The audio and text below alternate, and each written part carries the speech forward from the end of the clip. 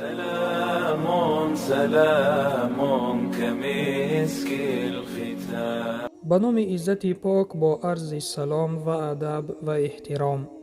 بعد از آنی که انسان به حاجت خانه در آمده قضای حاجت کرده با آب مخرج پیش و پشت خود را شسته می براید که این را استنجا می نامند، با دل نیت کرده طهارت را آغاز می کند.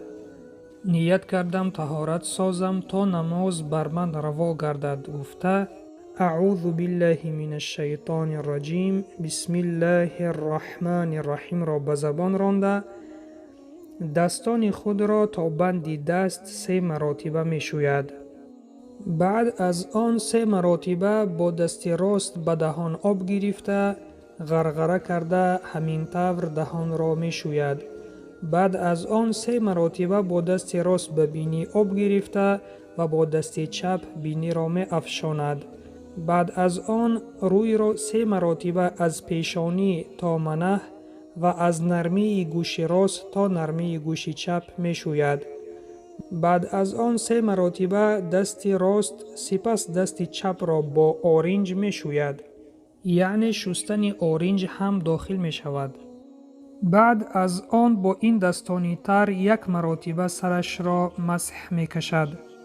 سپس با این دستانی تر 1 مراتبه با انگشتان خردی قسم داخلی گوش را تازه کرده با انگشتان کلان قسم بیرونی گوش را و با انگشتان باقی مانده گردن را مسح می کشد.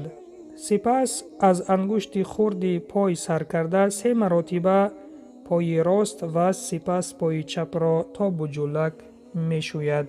خود بجولک هم داخل می شود. همین طور طهارت را به آخر می رساند. پیامبر اکرم صلی الله علیه و سلم می فرمایند اگر کدام از شما طهارت کرده این عمل را بهتر به جا آورده و سپس می گوید اشهد ان لا اله الا الله و اشهد ان محمدا عبده و رسوله، یعنی شهادت می دهم که نیست خدای بجز الله و محمد رسول و بنده اوست، بر روی وی 8 در بهشت گشاده می شود و از کدام دری که می خواهد وارد بهشت می گردد. روایت ترمذی و ابو داود.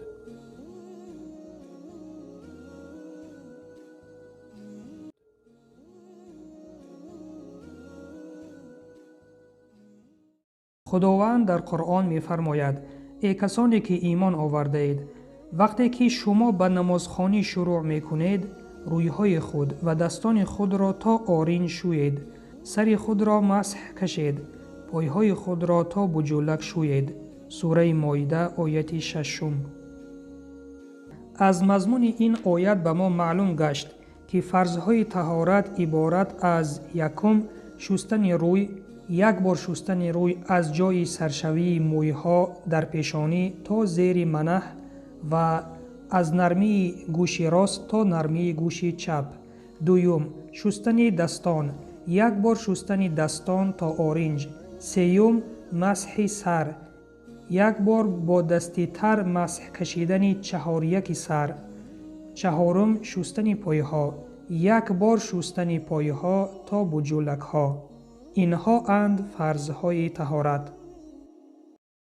سنت های طهارت کدام هایند؟ سنت های طهارت اینها می باشند: روی به سوی قبله نمودن در وقت طهارت، نیت و گفتن اعوذ بالله من الشیطان الرجیم بسم الله الرحمن الرحیم، شستن دهان و بینی، شستن دندان ها با مسواک یا خمیره دندانشویی، مسح گوش ها و گردن، شستن عضوهای بدن 3 مراتبه، از طرف راست سر کرده شستن عضوها، رعایت کردن طرز ترتیب شستن. اینها می باشند سنت های طهارت. شکننده های طهارت کدام هایند؟ شکننده های طهارت این هایند: شکستن حاجت طبیعی، یعنی به حاجت خانه رفته قضای حاجت کردن، برآمدن باد، برآمدن خون، ریم و خونابه یعنی زرداب، خنده هنگام نماز که دیگران می شنوند، خواب تکیه زده، بیهوشی، قی با پوری دهان، مستی، همه اینها شکننده های طهارت می باشند.